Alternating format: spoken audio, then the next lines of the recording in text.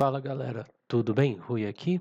Estamos com um pouquinho de chuva hoje aqui em São Paulo, mas acho que isso não impede a gente de continuar o nosso estudo de história antiga. Hoje a gente vai ver a supremacia da Macedônia até a morte de Filipe, pai de Alexandre, né? O último vídeo eu percebi que acabou de uma forma um pouco abrupta e eu tinha esquecido que tinha um segundo vídeo, né, um segundo capítulo, continuando, né, a, a história, né, dessa conquista macedônica, né? Eu vou voltar aqui o slide porque eu deixei esse mesmo mapa aqui. Esse mapa, como vocês estão vendo, na verdade é o final do vídeo de hoje, né? É quando morre Filipe II da Macedônia, em 336, e aqui a gente tem basicamente o império dele até o momento, né? Basicamente a Grécia, né? Basicamente esse rosinha aqui embaixo, acho que vocês estão vendo o meu mapa, né? Na verdade é a Liga de Corinto, que é basicamente o clube em que ele manda, né? E todo mundo tá meio ele dá uma enrolada ali, tipo, todas as cidades mantêm a sua constituição, né? Mas ele que manda de verdade, assim. Então, inclusive, ele pode falar, agora a gente vai invadir a Pérsia e todo mundo tem que invadir a Pérsia. E na verdade eles queriam invadir a Pérsia também.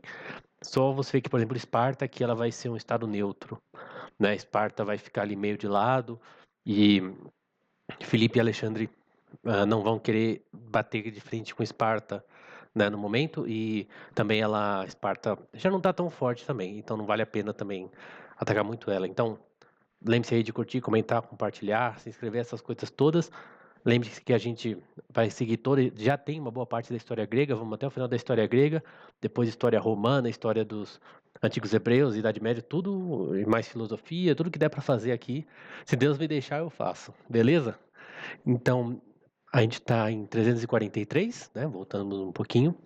E a gente está num período de paz entre Atenas e Macedônia. Eles fizeram ali um acordo, né? Ah, eu acho que eu falei o nome desse acordo, mas basicamente o que acontece é que você meio que reconhece, né? Atenas reconheceu as conquistas do rei Filipe, né? E então o que vai ter um conflito entre Esparta e as outras cidades do Peloponeso, né? Aquelas cidades que foram meio que tiradas de Esparta, né, por Tebas, né, formou aquelas ligas, acho que da Arcádia, né, não lembro o nome, mas o que acontece é que Atenas vai tentar se oferecer ao Peloponeso, né, para lutar contra Esparta, e o rei Filipe vai fazer a mesma coisa, porque ele está mirando, né, para anexar ou de alguma forma submeter essas cidades do Peloponeso contra Esparta. Então os dois vão se oferecer para ser aliados das cidades ali do Peloponeso, né, dos inimigos de Esparta, e o pessoal vai preferir o rei Filipe, né, da Macedônia, ao invés de Atenas. Então você vê que é mais ou menos aquela coisa que aconteceu na Guerra Sagrada, né, em que você vê que, assim, aqui já é um resultado disso, né, na Guerra Sagrada, o rei Filipe se colocou numa posição de defender o santuário de telos, né, então de defender a religião grega, de defender os costumes gregos, e ele era um estrangeiro, né, um bárbaro, então ele ganhou a confiança da galera. Aqui você vê que ele já tem também a confiança dos caras, que o pessoal fica do lado dele, né, então ele tem essa influência diplomática, assim, né, essa né, a galera gosta dele, é isso. E Atenas já não tanto, porque Atenas tinha ficado com Esparta num outro conflito ali, e ela abandonou o Peloponeso ali da última vez, né? Então você vê que o rei Filipe, ele tá conquistando os territórios e a galera gosta dele, né? Então é aquela coisa, né? Então realmente ele conseguiu, né? Aí vai ter uma batalha importante, que é a Batalha de Queroneia. E vocês lembram que também no caso da Guerra Sagrada, né? Guerra Santa, teve um aliado de Tebas. Não, Tebas e os aliados ficaram contra os fósseis, né? E aí vai acontecer o contrário, vai ter um aliado de Tebas que vai ser acusado de sacrilégio. E aí tanto Atenas quanto Tebas vão se furtar a enviar emissários, né? Porque Tebas ia ter que julgar o aliado, ou eles defendem o aliado deles, né? E cometem um sacrilégio junto com eles, né? Ou eles vão ter que condenar o aliado. Então Tebas nem manda os emissários. E como Atenas também o rei Filipe estava, né, do lado oposto, né, contra Tebas, Atenas também decide não fazer isso, não participar, né, porque de novo, né, você estaria favorecendo o rei Filipe, né, porque o rei Filipe estava defendendo estava contra o lado sacrílego, e Atenas e Tebas estariam do lado desse aliado sacrílego. Eu não peguei o nome da cidade, né? Mas aí o Demóstenes percebe que Atenas e Tebas têm uma causa comum contra o rei Filipe. E, assim, Tebas sempre teve como Tebas virou democrática, né? Várias vezes os caras que libertaram Tebas estão em Atenas, né? Então tem uma relação entre elas, mas elas também não são assim super aliadas, né? Tem sempre uma briga ali. Então eles vão fazer então Demóstenes convence os atenienses a formar uma aliança com Tebas contra Filipe, e ele consegue usar os fundos da Teoricá, né, dos festivais, para a guerra, que o cara lá atrás, não lembro o nome, ele tinha proibido, né, de fazer isso. Então você ficava travado porque você não podia usar dinheiro para se defender também, né? Então, Atenas, Tebas e os aliados das duas cidades ocuparam todas as passagens que o rei Filipe poderia usar para cruzar da Fócida para a Beócia, né? Se eu voltar aqui no mapa, eu não tenho certeza do nome de todas as regiões, mas vocês estão vendo o meu mapa. Tebas, Tebas está aqui, né?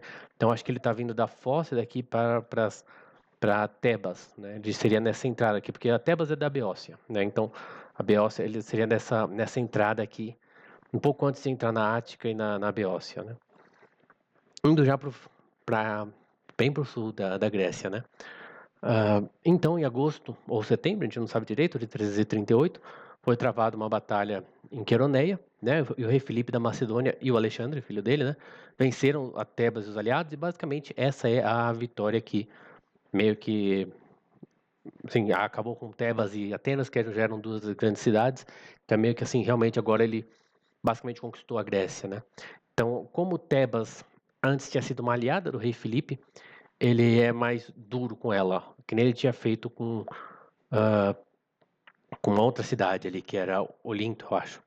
Né? Então, os líderes do partido antimacedônio são expulsos ou banidos, né, os bens confiscados, e ele coloca uma oligarquia de 300 homens que é fiel a ele. Né? Uma força macedônia ocupa a cidade, né, o centro ali da cidade, a cidadela que chama, e o poder de Tebas sobre a Liga Beócia, né, lembra que eu falei que ela era da Beócia, foi retirado. Aí Plateia, Téspias e Orcômeno são restituídas, elas são cidades que acho que tinham ficado sob Tebas, né, e elas são feitas independentes, né, liberadas, né. E os prisioneiros tebanos são vendidos como escravos, e foi somente com dificuldade que os tebanos conseguiram permissão para enterrar seus mortos. Em tudo isso, Felipe agiu com os tebanos da mesma forma que eles agiriam com qualquer cidade que tivessem conquistado. É uma frase um pouco provocadora, assim, porque em muitos momentos o rei Felipe faz acordo com a galera, mas então quer dizer, você vê que ele foi um pouquinho ruim com Tebas, né, por causa dessa meio que traição, assim. E depois a gente vai ver o Alexandre vai fazer coisa pior ainda com Tebas, porque Tebas vai se rebelar também de novo depois. E é isso. Então, com Atenas, ele se mostrou um pouco mais favorável, e o autor diz que as razões são, em parte, tem algumas razões práticas, sim, sobretudo práticas, né? Mas ele fala assim: as suas experiências em Bizâncio e Perinto lhe haviam mostrado a dificuldade de capturar uma cidade marítima fortemente defendida sem o domínio do mar. Ele tinha algumas triremes, alguma frota, mas não era lá grande coisa. E se o projeto de uma grande campanha contra a Pérsia estava agora claramente, ficou feio claramente em sua mente, né, porque é a tradução do inglês, como certamente estava, ele precisaria tanto dos navios quanto da boa vontade de Atenas. Então, como ele vai usar a frota de Atenas, né, é melhor ter eles ao favor de Atenas, né, os atenienses gostarem de você, né.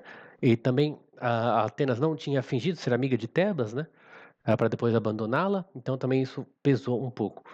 E aí ele acrescenta a razão de que Atenas era o berço da mais alta cultura artística e literária do mundo grego, e se os planos de Filipe incluíam não apenas a helenização da Macedônia, mas dos povos ali do Oriente, né, a disseminação da civilização helênica pelo mundo oriental, ele precisaria da cooperação de Atenas para os propósitos mais elevados do que os da conquista. Né? Ele não entra em detalhes em como a gente sabe que o rei Filipe queria isso, né?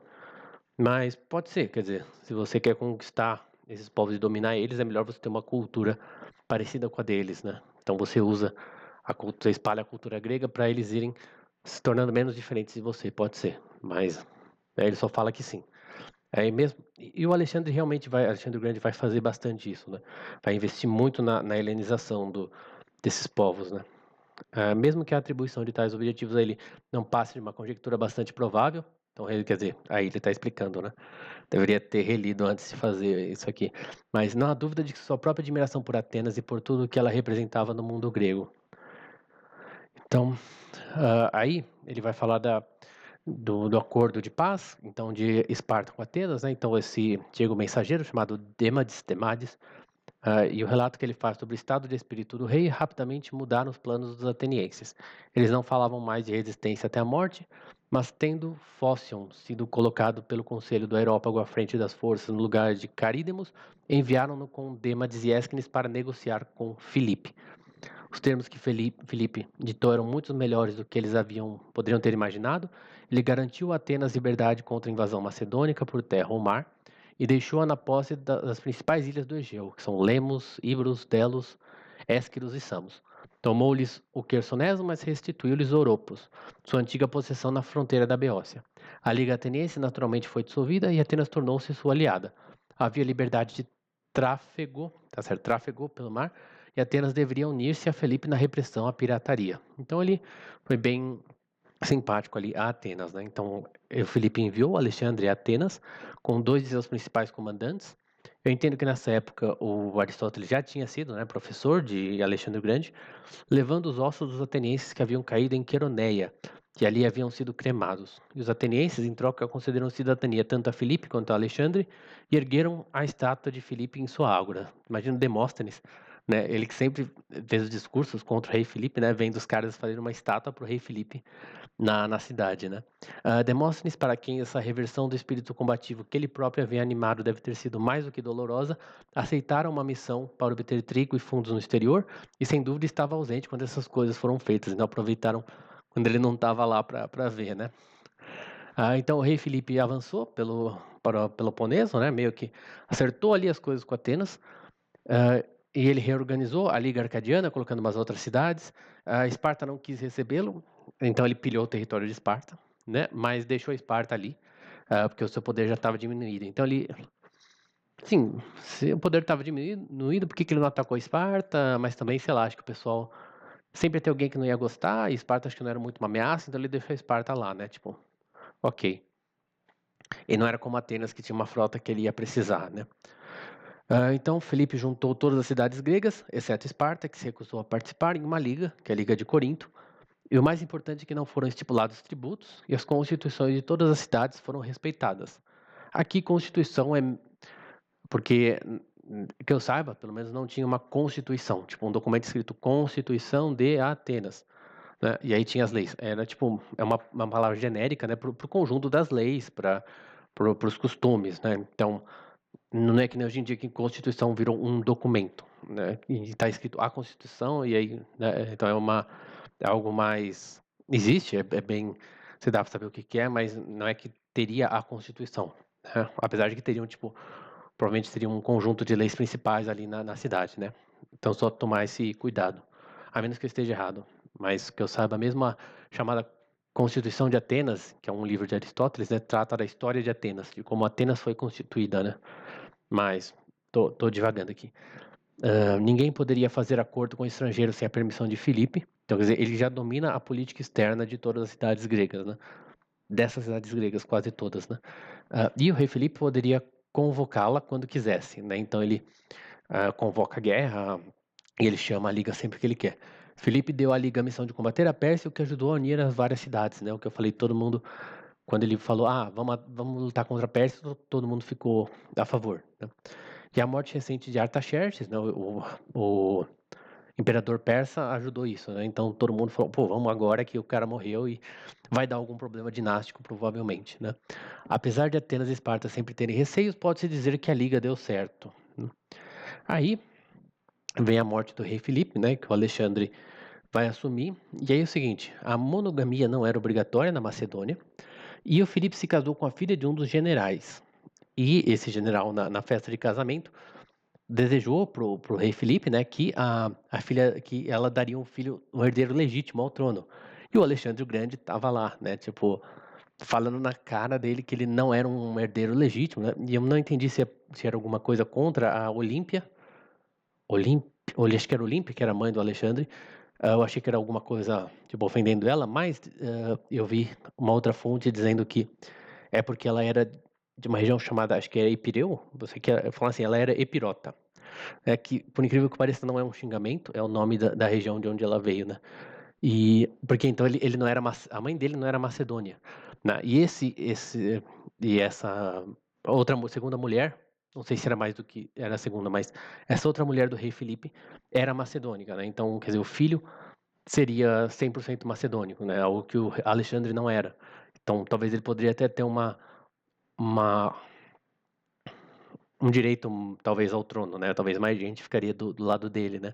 Aí o Alexandre ficou bravo com o insulto, atirou um copo no rosto do general e só que aí saiu assim, né? Tava saindo, brigando, né? E o rei Felipe tirou a espada e tipo, parece que ele ia matar o Alexandre, né? Mas e aí ele tropeçou, né? E o Alexandre zombou do pai, falou: "Poxa, você não consegue nem andar até, você conquistou a Grécia inteira", ele falou alguma coisa assim, você conquistou a Grécia inteira e não consegue andar até aqui, né? E aí ele fugiu, ele e a mãe, então ficaram exilados, tipo, ficaram fora ali por um tempo, né? Houve uma reconciliação, né? E o tio do Alexandre, né? Quer dizer, o irmão da mãe dele, ia casar com uma das filhas do rei Felipe, né? Fez um casamento ali para fortalecer ali a aliança, digamos assim, né?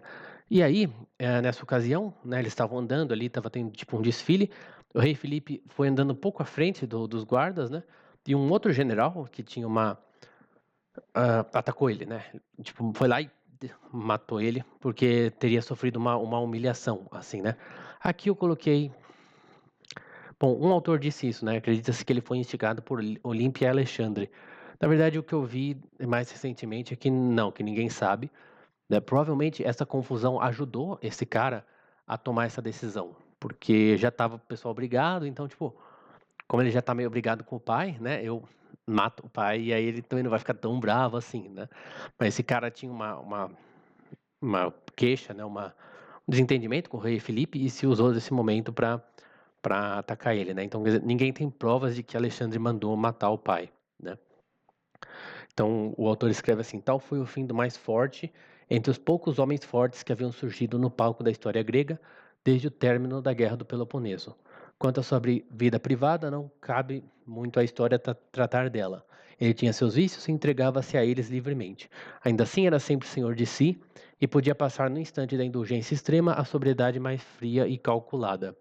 Sua moralidade nos assuntos públicos era, sem dúvida, de um tipo de que poucos estadistas poderiam vangloriar-se nos dias atuais. Embora se possa suspeitar que a distância que o separa de muitos políticos modernos não seja tão grande quanto o retrato traçado por Demóstenes poderia levar a supor. Né? O Demóstenes era inimigo dele. Né? Então, ele fala, né, se você for ler o que Demóstenes fala, talvez tenha exagero. Né? Ele estava pronto a empregar qualquer meio que parecesse capaz de atingir seu propósito e raramente calculava mal. Se suborno ou liberalidade pudessem garantir-lhes agentes, ele os usaria. Então, suborno para entregar dinheiro, né, para os caras ficarem do lado dele, serem agentes dele. Se eu se pudesse manter uma cidade ou um indivíduo sob a ilusão de que era seu amigo, até estar pronto para cair sobre eles, assim o faria. Então também enganar os caras, né? Se isso servisse a seu objetivo de infligir uma derrota final esmagadora, ele não se esquivava disso, mas estava igualmente pronto a ser generoso e indulgente, se algum propósito maior fosse assim servido, e seu instinto natural provavelmente o inclinava para tal conduta. Quer estivesse lidando com políticos, generais ou massas, possuía um poder incomum de adivinhar o modo como as mentes dos outros funcionariam e agia a partir dessas conjecturas com notável sucesso. Se em alguma ocasião particular era derrotado, aceitava a situação sem hesitação, com plena confiança de que venceria no fim. Quer escolhesse atacar repentinamente ou esperar pacientemente o amadurecimento de seu plano, suas estratégias eram traçadas em grande escala e baseadas numa visão segura e abrangente dos fatos. Sua coragem pessoal era notável e parece ter sido acompanhada por uma certa leveza de espírito, refletida em várias anedotas e que, junto com sua afeição pela camaradagem, sua eloquência natural e seu amor pela cultura artística e literária, ajuda a explicar a atração que exercia tanto sobre seu próprio povo e seus companheiros quanto sobre os representantes dos estados gregos que entravam em contato com ele. Quanto ao seu grande oponente, agora Demóstenes, né, é difícil falar imparcialmente. Tem havido em escritos históricos recentes uma tendência a minimizar sua importância e a depreciar seu caráter pessoal e político. Sua relevância foi, ao menos, plenamente reconhecida por Felipe, e não sem razão que, em sua festa na noite da Queroneia, o rei repetidamente proclamava palavras de triunfo sobre Demóstenes. Eu não entendi. Pode-se admitir que o maior título da fama de Demóstenes repousa em sua oratória, que em seu nível mais elevado permanece insuperada e insuperável. Deve-se também reconhecer que, no que diz respeito à pior prática dos oradores democráticos, modernos e antigos, há de adaptar os fatos à impressão que se deseja criar. Demóstenes foi tão pouco escrupuloso quanto qualquer grego, e que uma natural antipatia, talvez originalmente de causas físicas, refletia-se numa falta de generosidade para com seus oponentes e na consequente interpretação equivocada, por vezes, de seus motivos. Ainda assim, ele se manteve firme e sem contar o custo por uma grande ideia, a da cidade-estado livre, e deve-se acrescentar que nisto ele representava verdadeiramente o povo ateniense. Foi sobre a triunfante vindicação de sua liberdade contra a Pérsia e a sua manutenção, apesar do desgaste da Guerra do Peloponeso, que o orgulho nacional de Atenas se fundou, e nada provou de modo tão conclusivo a autenticidade fundamental de sua fé quanto a constância dos atenienses a Demóstenes após a Batalha de Queroneia, que, na verdade, a elite ateniense vai ser mais a favor de fazer a paz com Alexandre e o povo de Atenas vai ficar mais com o Demóstenes, né? Para leitores, lembre também que o povo era mais democrático e mais imperialista, né? E a elite talvez mais aristocrática e mais a favor de menos expansão e menos guerra, né? Para leitores modernos da história antiga, pode parecer claro que o ideal de Demóstenes e de Atenas era estreito, que no interesse da humanidade deveria ter sido superado por concepções políticas e éticas mais amplas, e que os reis macedônios, quer por desígnio ou não, realizaram uma obra para o mundo que a cidade-estado grega, em seu isolamento e irreconciliabilidade, jamais poderiam ter feito. Mas tais considerações não estavam nem poderiam estar na mente de Demóstenes. Apesar de todas suas falhas, sua nobre defesa da causa perdida deve sempre inspirar admiração. Nem quando é criticado por cegueira diante dos sinais dos tempos, deve-se esquecer o quão perto ele chegou do sucesso. Então, a respeito do Demóstenes, acho que eu recomendei no último vídeo, talvez, mas é bem legal ler o que o Carpo fala a respeito do Demóstenes na história da literatura ocidental. Deve ser umas 2 ou 3 páginas, então não é difícil de ler. Porém, é bem legal também, porque assim, eu não sei se é porque nessa época também eles estavam pensando muito nos impérios europeus, mas eles viam com muito bons olhos o Alexandre, né, o rei Filipe, o rei Alexandre, terem conquistado a Grécia, né, e jogado a cultura grega, né, para o Oriente, que é o helenismo, que a gente vai falar, vai começar a entrar agora, né. E então isso é visto como uma coisa boa, e como Demóstenes estava contra isso, né, ele seria uma pessoa ruim, né? Ele estaria meio que no lado errado, né, da história, né? E o que acontece, se você olha, sobretudo o que eu vou recomendar agora, que é você pegar a introdução ali da história da literatura, história da filosofia antiga do Reale, né? Só a antiga, não é a filosofia como um todo, mas se você pegar ali o volume da Era Helenística, Filosofias da Era Helenística, que eu acho que é o terceiro, não é que você tenha uma visão de que a helenística foi ruim, mas houve um abandono do ideal platônico platônico e aristotélico, né, de uma segunda navegação. Então eles eram menos metafísicos, então eles eram mais naturalistas, mais não tinham essa capacidade de abstrair e de chegar num fim último, né? Eles voltam num certo sentido até os pré-socráticos, em alguma medida. Então eles eram mais céticos, né? O ceticismo é uma filosofia que vai vir agora, e então eles não têm muito essa capacidade metafísica. Então seria uma queda na filosofia, né? O Olavo de Carvalho também, que é alguém que eu gosto bastante, ele também falava isso, né? Então ela tem e isso está diretamente ligado, essa queda no nível da filosofia, está ligado ao fato de ter acabado a polis, né? Isso, ele muda completamente, Alexandre e Felipe mudam isso, destroem a cidade-estado, basicamente, né? Sobretudo Alexandre, e isso meio que destrói a filosofia, ela cai muito, né? Então vale a pena vocês lerem essa introdução, deve ser umas 20 páginas, do terceiro volume da História da Filosofia Antiga do Reale. Não, vai ser mais difícil achar o livro do que ler só a introdução, mas aí nesse caso, quer dizer, como a conquista da Macedônia meio que acabou destruindo, prejudicando muito a filosofia, né? E como tem essa mudança completa da cidade-estado para o Império Macedônio, os caras perdem a capacidade meio que de entender o que Platão e Aristóteles estavam falando, né? Então, nesse sentido, já que houve essa queda na filosofia, a gente pode ver a conquista macedônica como algo ruim. E aí Demóstenes, o defensor da cidade-estado, da polis, né, justamente estava garantindo essas condições que permitiram a filosofia surgir e prosperar, né, chegar no seu máximo com Platão e Aristóteles, né? Embora, né, realmente o argumento do helenismo é que ele espalhou essa cultura grega, embora ela tenha diminuído um pouco de qualidade, né? E para quem é cristão, né, como eu sou, né, católico, a, o cristianismo já vai surgir, né, nesse mundo helenizado, né? Isso vai ajudar muito a depois, os evangelhos foram escritos em grego, por quê? Porque foi da conquista macedônica, né, que conquistou tudo aquilo que era da Pérsia, como a antiga Israel, né, os povos hebreus, e isso, então eles entraram no mundo de língua grega, e então eles já começam falando em grego e já tem um contato com os gregos, tem judeus de língua grega, né, e vão ter muitas ideias gregas que vão entrar logo no começo do cristianismo, né? Então é um legado interessante esse do helenismo, né? Tem tanto coisas boas quanto coisas ruins. Bem legal. Então é isso, galera. Espero que vocês tenham gostado. Lembre-se de se inscrever no canal. Lembre-se, se você puder, de ajudar a gente no Tipa.ai, que tem um Pix para você ajudar a gente lá. E eu não sei os seus dados, vocês também, né? Fica tudo anônimo e ajuda a gente aqui no canal, beleza? Mas se